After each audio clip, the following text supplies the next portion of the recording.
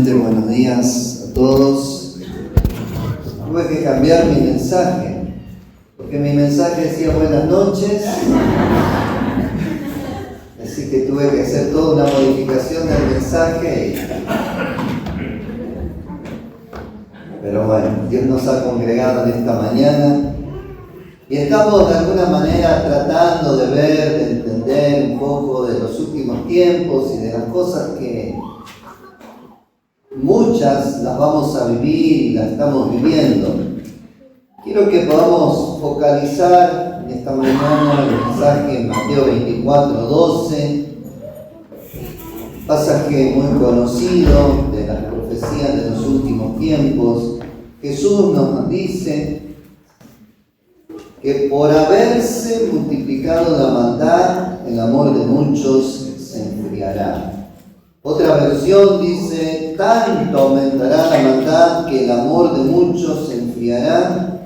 Y la Nueva Traducción Viviente, que es una versión que solemos usar, dice, abundará el pecado por todas partes y el amor de muchos se enfriará.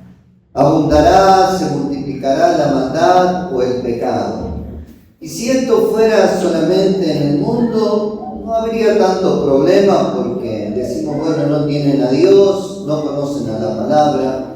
Pero la verdad es que también en muchos cristianos que se congregan todavía viven en pecado. Y lo más triste es que no les molesta vivir de esa manera.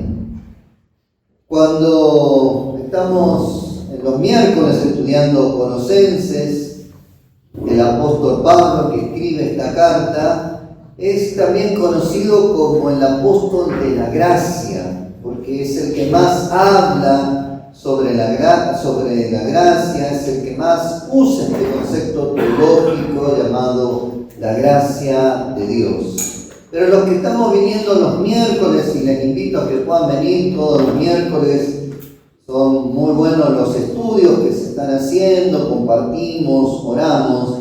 Si se acuerdan, en el capítulo 1 de Colosenses, versículo 2, está dando la introducción y habla a los santos y fieles hermanos en Cristo Jesús. A los santos y fieles hermanos.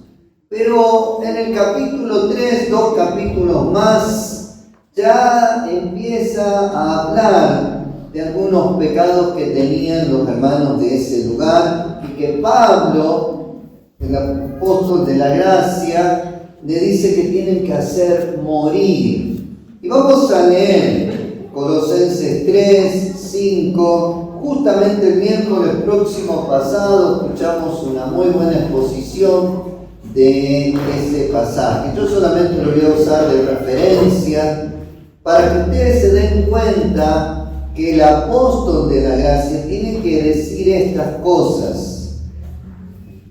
Colosenses 3:5, haced morir pues lo terrenal en vosotros. Acuérdense a quienes estaba hablando, a los santos y fieles en Cristo. Fornicación, impureza, pasiones desordenadas, malos deseos y avaricia, que es idolatría, cosas por las cuales la ira de Dios viene sobre los hijos de desobediencia, en las cuales vosotros también anduvisteis en otro tiempo cuando vivías en ella. Pero ahora dejad también vosotros todas estas cosas: ira, enojo, malicia, blasfemia, palabras deshonestas de vuestra boca. No mintáis los unos a los otros, habiendo despojado del viejo hombre con sus hechos, y sigue, ¿no? Solo para tomar un ejemplo, tomemos por ejemplo el primer pecado que aparece en la lista. Antes de ser creyente no importaba vivir en fornicación, eso es lo que Pablo le estaba diciendo. Y la fornicación era un estilo de vida, era la parte natural del hombre caído, sin Dios, era su forma de vida. Pero en Cristo todo eso tiene que cambiar.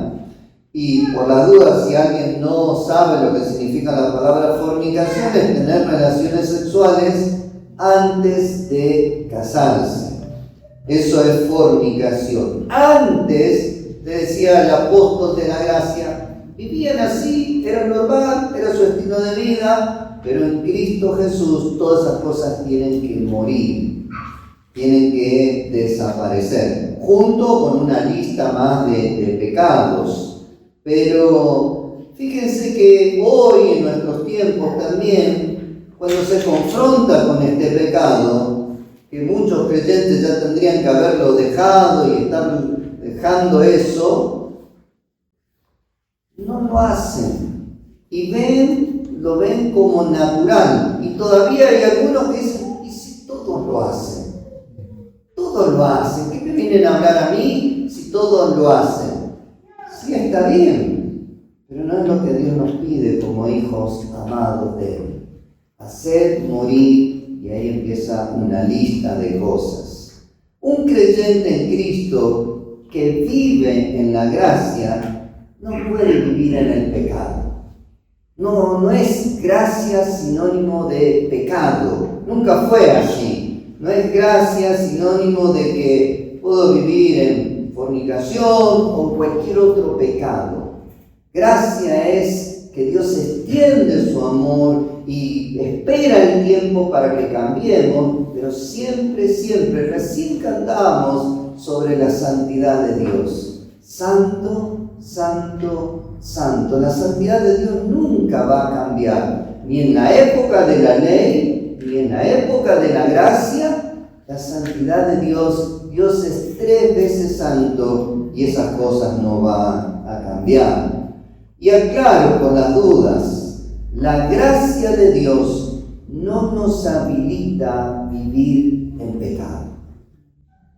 Nos decimos juntos, la gracia de Dios no nos habilita a vivir en pecado. Porque por ahí se malentiende y el apóstol de la gracia, gracias a Dios, que escribe en Colosenses y pone esta lista de cosas que tenemos que hacer morir. No solo eso, ahí está la lista más larga. Pero dejemos ahora de lado este pecado y sigamos viendo un poquito más de la maldad del pecado que va en aumento en los últimos tiempos. ¿Se acuerdan los que ya son más mayores que yo, por supuesto, que antes no hacía falta tener tanta seguridad en las casas? No se cerraban las puertas con llave, no iba, volvía, la puerta estaba abierta, no había problema, no se ponían rejas, no se hacían muros, tejidos, porque hay que cuidar la propiedad, tener perros malos para que nadie entre. No hacía falta poner alarmas. Nosotros acá para entrar tenemos que desactivar la alarma y para salir tenemos que activar la alarma. Y lo mismo pasa con los vehículos. ¿Quién deja su vehículo cerrado y con la alarma puesta? Hoy, por la maldad que hay en el mundo, todo eso hay que hacerlo y todavía no alcanza. Siguen los robos, sigue aumentando, y eso que estamos viendo a vuelo de pájaro, 2 pecados que se van aumentando: el robo y la fornicación, por tomar el de la lista que está el primero. Ni hablemos de la droga, de los vicios, de la violencia, los asesinatos, las estafas, las traiciones, etcétera, etcétera, etcétera. En fin, todo lo malo, dice la Biblia, que en los últimos tiempos va a aumentar. Y va a aumentar exponencialmente, va a crecer mucho. ¿Y eso qué va a producir? Que el corazón se endurezca y se vayan formando callos espirituales. ¿Vieron cuando uno se lastima? Después se hacen callos para que no se vuelva a lastimar la piel. El corazón se va volviendo insensible, cada vez más y más insensible por ver y oír tanta maldad. Pero lo más triste es que se endurece no solo para lo malo, sino que el corazón se endurece para lo bueno. Se endurece por eso dice que el amor de muchos se enfriará. Cuando el corazón se endurece por lo malo, se endurece también por lo bueno, o para lo bueno, porque el corazón se empieza a volver insensible y se enfría el amor. Y de eso es un poco lo que quiero hablar en esta mañana con ustedes. Este gran peligro que tenemos los cristianos de los últimos tiempos que nos toca vivir a nosotros, tiempos peligrosos. Y así como reforzamos las medidas de seguridad en la casa, en el auto, tenemos que reforzar las medidas de seguridad para cuidar nuestro corazón. Quizás en otros tiempos no hacía tanta falta, pero en estos tiempos tenemos que reforzar las medidas espirituales para cuidar nuestro corazón. ¿Para cuidar de qué? De que no se enfríe tanto y ya nos volvamos totalmente insensibles a las cosas de Dios. Hay que cuidar el corazón para que no se enfríe. Y hay que hacerlo deliberadamente. No es que por creación espontánea, porque sí, vamos a tener el corazón conforme a Dios, sino que deliberadamente tenemos que cuidar el corazón para que no se enfríe. Así como deliberadamente cuidamos nuestra casa y ponemos reja y hacemos todo lo que ya hemos dicho y aún más cosas. Si alguien se va de vacaciones, suele dejar a alguien que le cuide, que le mire la casa, que vea. Deliberadamente buscamos poner más seguridad. De la misma manera, deliberadamente tenemos que cuidar el corazón para que no se enfríe.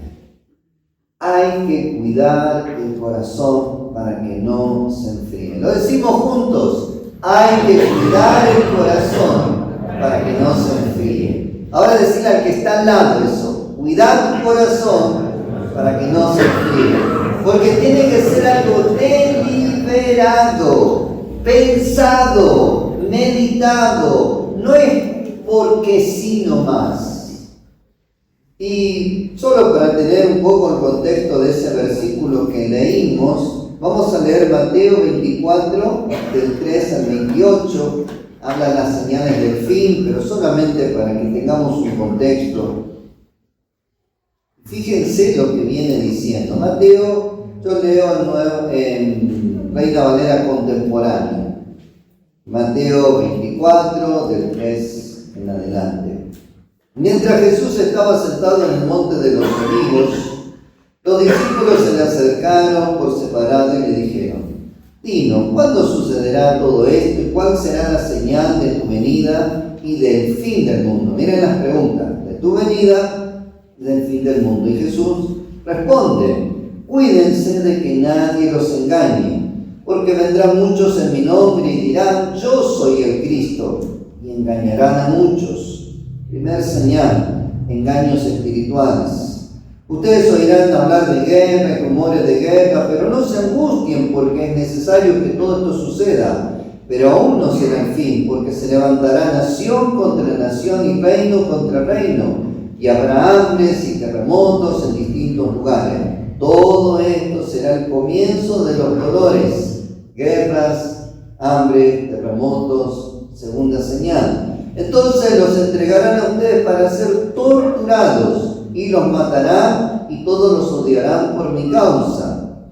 Otra señal, vamos a vivir persecución y tribulación por el nombre de Jesucristo. El versículo 10, en aquel tiempo muchos tropezarán y unos a otros se traicionarán y odiarán.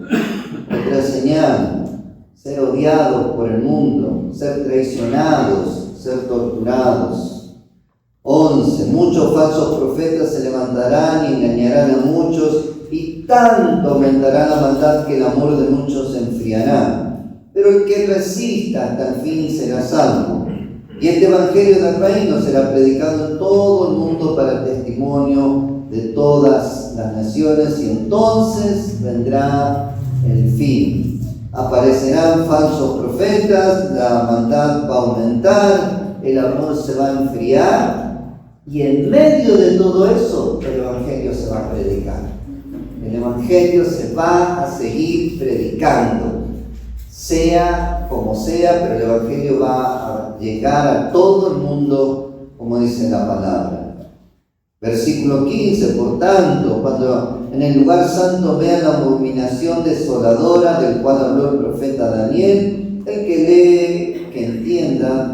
Los que estén en Judea huyan a los montes, el que esté en la azotea no baje para llevarse algo de su casa, el que esté en el campo no vuelva atrás a tomar su capa, pero hay de las que en esos días estén embarazadas o amamantando. Pidan a Dios que no tengan que huir en invierno ni en día de reposo, porque entonces habrá gran tribulación como no la ha habido desde el principio del mundo hasta ahora, ni la habrá jamás. Acá nos habla un poco de la aparición del anticristo, que se va a sentar en el lugar santo. 22, si aquellos días, miren esto, si en aquellos días de tanto sufrimiento, dice, no fueran acortados, nadie sería salvo. Qué frase dura. Si en aquellos días no fueran acortados, nadie sería salvo, pero serán acortados por causa de los escogidos. Así que si alguien le dice, miren, aquí está el Cristo, miren, allí está, no lo crean, porque surgirán falsos cristos y falsos profetas, y harán grandes señales y prodigios de tal manera, de ser posible, engañarán incluso a los elegidos. Ya los he prevenido de todo. Así que si les dicen, miren, está en el desierto, no vayan. O si les dicen, miren, están los aposentos, no lo crean. Porque la venida del Hijo del Hombre será como un relámpago que sale del oriente y puede verse hasta el occidente. Porque los buitres se juntan donde está el cadáver. Termina estas profecías advirtiéndonos como al comienzo, cuídense del engaño espiritual, de los falsos cristos y de los falsos profetas. Pero no me voy a detener en esta mañana a poder ahondar sobre estas señales, pero sí me quiero detener en analizar señales que muestran si nuestro corazón se empezó a enfriar o no. Porque estas señales van a ocurrir, sea que las entendamos o no, sea que estemos prestando atención o no, la palabra de Dios se va a cumplir. Hay muchas personas que dicen, bueno, si no entendemos no se va a cumplir. La palabra de Dios se cumple, haya uno solo que entienda o ninguno. ¿Se acuerdan los días de Noé? Dice la Biblia, uno solo entendió los tiempos que venían, Noé, y pudo influenciar en su familia y en nadie más. Imagínense, todo un mundo se casaba, se daba el casamiento y nadie entendió lo que venía. Pero el único, Noé, yo me imagino habrán pensado, mira ese loquito ahí haciendo un barco, no llueve, no hay un río cerca. Pero cuando Dios lo advirtió, uno y su familia. Sea que uno en el mundo entienda las señales, para Dios es suficiente. Pero nosotros en esta mañana vamos a tratar de entender qué señales hay de un corazón que se está enfriando, que al ver toda esta maldad se endurece para lo malo, pero lamentablemente a veces se endurece para lo bueno también. Un corazón que no se enfrió oye la palabra de Dios con temor reverente. Busquen en Habacuc 3:2, la primera parte, la parte A. Habacuc 3:2 dice, oh Jehová, he oído tu palabra y temí. Oí tu palabra, Señor, y me dio temor por lo que viene. Al oír las cosas de Dios, los hechos de Dios, muchas veces debemos llenarnos de temor reverente a Dios. No habla un cualquiera, no habla un par nuestro, habla el Señor de señores, Rey de reyes, Creador del universo. Muchas veces nos va advirtiendo en la lectura de la palabra. Pregunta, ¿te conmueve el corazón la palabra de Dios? ¿Hay temor reverente al leer u oír su palabra? en lo particular, y mi familia lo sabe, yo no dejo que nada esté arriba de mi Biblia física. Me saca, veo algo y enseguida lo corro. Si no hay mi Biblia, pues, lo corro. Me molesta. Si bien entiendo que es un papel, pero contiene la palabra de nuestro Dios Santo. Si no soy capaz de respetar eso que veo y toco, ¿cómo voy a respetar las cosas celestiales que no veo y no toco? Pero nos conmueve la lectura de la palabra de Dios, o como leer cualquier libro. Quizás una novela conmueve más. Un corazón que no se enfrió es sensible a la presencia de Dios. Conmovernos cuando le adoramos, aquí en el culto o en la casa, cuando oramos, cuando escuchamos un testimonio. ¿Te conmueven las cosas de Dios? ¿O te conmueven más los partidos del mundial? Cuando juega Argentina, ¿quién te conmueve más? ¿La presencia de Dios o ver un partido? Y somos argentinos y somos pasionales y nos gusta el fútbol, pero ¿quién nos conmueve más?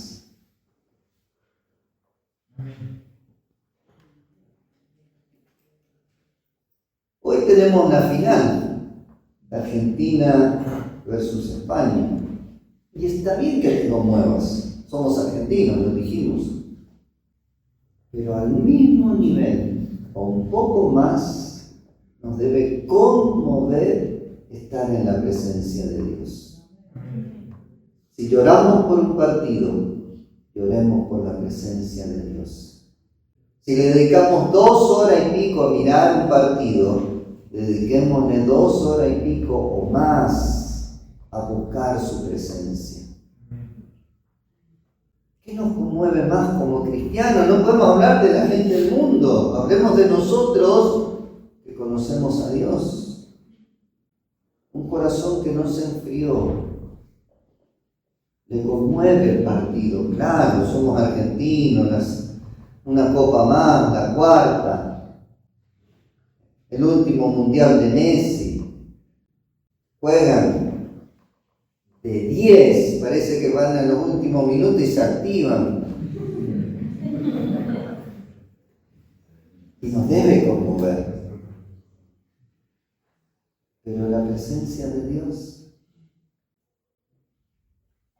cuando adoramos, cuando leemos su palabra, cuando estamos en su presencia, en oración, cuando nadie nos ve, cuando hacemos el devocional a la mañana, hacemos el devocional, ¿no? Yo doy por descartado que hacemos el devocional y que buscamos su presencia. Doy por totalmente descartados. Un corazón que no se enfrió se alegra al venir a la casa de Dios. Salmo 122:1. Yo me alegro con los que me dicen, vamos a la casa del Señor. Yo me alegro con los que me dicen, vamos a la casa del Señor. ¿Saben qué? Y con todo respeto, pero al llegar reiteradas veces tarde a la casa del Señor es una falta de respeto y desprecio al Dios que decimos que amamos. Te pregunto, ¿cuántas veces podés llegar tarde a tu trabajo sin tener consecuencias? ¿Cuántas veces te animarías a llegar tarde a tu trabajo? Hay excepciones, hay momentos que no depende de uno, pero mientras dependa de nosotros, no deberíamos nunca llegar tarde a la casa del Señor y al trabajo. Si tenés una audiencia con el intendente o con el gobernador, ¿llegarías tarde? ¿Esperarías que el gobernador te espere para empezar una reunión? Vamos a esperarle, así empezamos la reunión, dice el gobernador. ¿O llegarías más temprano y esperarías todo el tiempo que sea necesario hasta que te convoquen y entres a hablar con el gobernador o con el intendente? Cuidemos nuestro corazón, que no se enfríe a las cosas espirituales. Llegaríamos temprano a ver al gobernador o al intendente. Llegar tarde es deshonrar a Dios. Me tocó, y perdón que a veces sea referencial, un año estar en un lugar que llegaban como una hora tarde. No es que llegaban un ratito tarde, llegaban como una hora tarde. Todo era tarde en ese lugar. Era en Buenos Aires, en la Villa 1114 que estuve trabajando un tiempo. Después al otro año me tocó en Misiones, ya acostumbrado a llegar tarde, llego 5 minutos antes del culto, estaban todos sentaditos así. Y un hermano me hace: pastor, está llegando tarde. Y yo digo: pero 5 minutos faltan. Y ahí dije: no,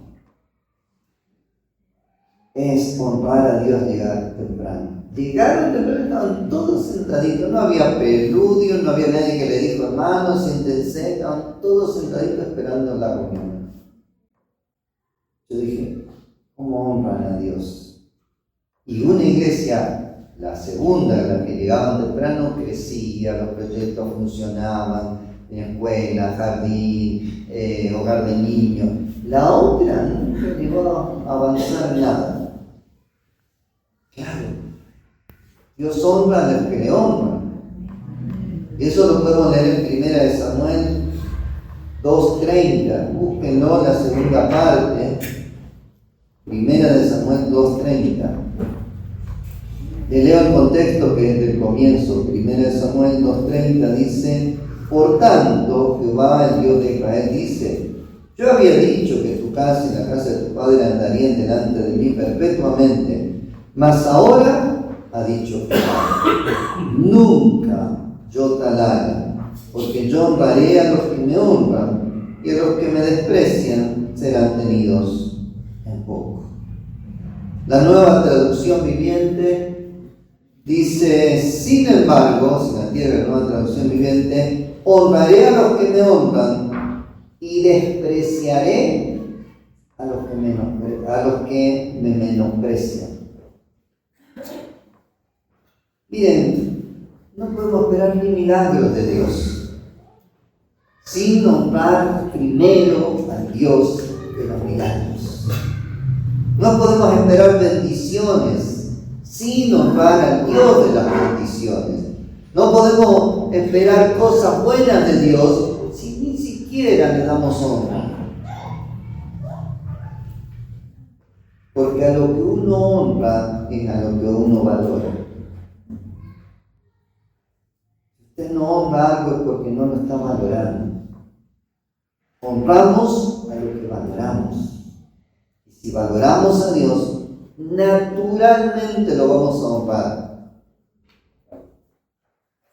Pero veamos otro pasaje sobre este punto de alegrarse al venir a la casa de Dios. Hay un mandamiento. Hebreos 10, 24, 25. Hebreos 10, 24, 25. Tengámonos en cuenta unos a otros a fin de estimularnos al amor y a las buenas obras. Miren el 25, ustedes lo conocen. No dejemos de congregarnos como algunos tienen por costumbre, sino animémonos unos a otros, y con más razón ahora que vemos que aquel día se acerca. Con más razón sabiendo que estamos cerca de los últimos tiempos. Animémonos a congregarnos, estimulémonos a congregarnos, a respetar las cosas celestiales. ¿Saben que nosotros no venimos al culto de adoración porque sí? Venimos a adorar a nuestro Dios por lo que Él hizo, Él se dijo, por las virtudes de Él, de lo que Él hace. Y pensando un poquito, la iglesia tiene por semana un culto de adoración y un culto de estudio bíblico. Solo dos cultos generales. Solo dos cultos generales. Después no hay otra reunión general de la iglesia. Y si alguno llega a faltar un domingo, viene en el mes 3 domingos. O sea que si hace un promedio, viene cada 10 días a tener un culto a Dios. Y ni hablemos de los que faltan los miércoles. Con excusas, pero son solo excusas. Y ni hablemos de los que nunca vinieron los miércoles para orar por la iglesia, por los ministerios, por los enfermos, por los necesitados, por los inconversos, etcétera, etcétera. Yo no llego a entender a la gente que dice que ama a Dios y no ama a su iglesia, que ama a Dios y no se esfuerza en congregarse, porque todos hacemos un esfuerzo. Por ahí es más cómodo en la casa, si hace frío nos quedamos en la casa abrigaditos, si hace mucho calor quedamos. Si estamos por ahí a ver una película o estar comiendo, todos hacen un esfuerzo. Pero el que nunca aparece, ¿cómo me puede decir que ama a Dios? Yo no lo entiendo, quizás cuando pasen más los años pueda entenderlo, pero hasta ahora me cuesta entender, porque si uno dice que ama a alguien, quiere estar con ese alguien. Pregunten a los que están de novio, recuérdense cuando estaban de novio, si no querían estar con esa persona. Hacían lo imposible para estar con esa persona. Y no importa si hacía frío, calor, lluvia, si tenían plata, no tenían plata, era estar con esa persona. Y nosotros, con nuestro Dios, y no digo que solamente a quien lo busquemos, pero solamente como ejemplo de buscar a Dios. Y quiero recordarles que no nos congregamos, como dije en un momento, por la predicación, por el pastor, por la alabanza, que es muy linda, por una visita especial, porque tengo o no una participación en el culto. ¿Saben por qué nos congregamos? Simplemente, pero no por ser simple, sino porque con eso llena todo, por amor a Dios. Nos congregamos por amor a Dios. Si no hubiera alabanza, igual. Si no hubiera predicación, igual. Si no hubiera una visita y si no tuviéramos una participación, igual. ¿Cómo se congregaban los cristianos del primer tiempo? ¿Qué alabanza cantaban? ¿Qué templo tenían? ¿Qué visita especial tenían? En los cementerios se juntaban, en las catacumbas. Pero querían estar juntos para adorar, para compartir los testimonios, para hablarse, para verse. Che, hermano, ¿cómo andás? ¿Cómo te fue la semana? Bien. Seguí firme, ¿eh? No aflojes. Por más que veas a muchos en la hoguera. ¿Saben qué? Nos congregamos por amor a Dios, el Dios que nos amó, nos perdonó, nos lavó, nos salvó. Por Él y para Él es que nos congregamos. Por Él y para Él. El día de mañana estará otro predicador, habrá otros en la alabanza, quizás sea otro lugar, pero el ¿por qué nos congregamos? Es por amor a nuestro Dios. Es El lugar es circunstancial, los de la alabanza son circunstancial, los que predicamos somos circunstanciales. Pero el Dios, el cual nos amó, nos lavó, nos perdonó, no cambia. Cielo y tierra podrán pasar, pero Él no va a pasar. Ya para ir concluyendo, hoy quise poder con ustedes escudriñar un poquito más este versículo de Mateo 24:12, por haberse multiplicado la maldad, el amor de muchos se enfriará. Y tanto aumentará la maldad, dice en otra, o el pecado, que el amor de muchos se enfriará. Hoy vimos algunas de las cosas que nos indican si se está enfriando o endureciendo el corazón. Solo a modo de repaso. Si te da lo mismo congregarte que quedarte en tu casa, te tengo que avisar que tu corazón se está enfriando. Si te da lo mismo llegar tarde o temprano a las reuniones, tu corazón se está enfriando. Si te da lo mismo leer la Biblia o no leerla, tu corazón se está enfriando. Si te da lo mismo vivir en pecado, hoy solo vimos abuelo de pájaro 2, la fornicación y el robar. Si te da lo mismo vivir en pecado o vivir en santidad, es que tu corazón se está enfriando. El profeta Habacuc pasó lo mismo. En los tiempos de él, el corazón del pueblo se enfrió, la maldad creció, y él escribe en Habacuc 3:2, si quieren búsquenlo para ir terminando: aviva tu obra en medio de los tiempos. Habacuc 3:2, búsquenlo y lo vamos a leer. Aviva tu obra en medio de los tiempos. Oh Jehová, dice Habacuc 3:2, he oído tu palabra y temí. Aviva tu obra en medio de los tiempos, en medio de los tiempos hazla conocer. En la ira acuérdate de la misericordia. Nosotros debemos estar siempre vigilantes, siempre debemos cuidar de que no se enfríe nuestro corazón, al contrario, que el fuego purificador de Dios abunde en nuestros corazones y poder clamar los unos por los otros y poder clamar por los que se están enfriando. Poder orar: Señor, toca a mi hermano que está frío, que está indiferente a tu presencia, que le da lo mismo las cosas santas que las cosas del mundo. Señor, aviva tu obra en medio de los tiempos. Y Señor, no permitas que el aumento de la maldad enfríe mi corazón.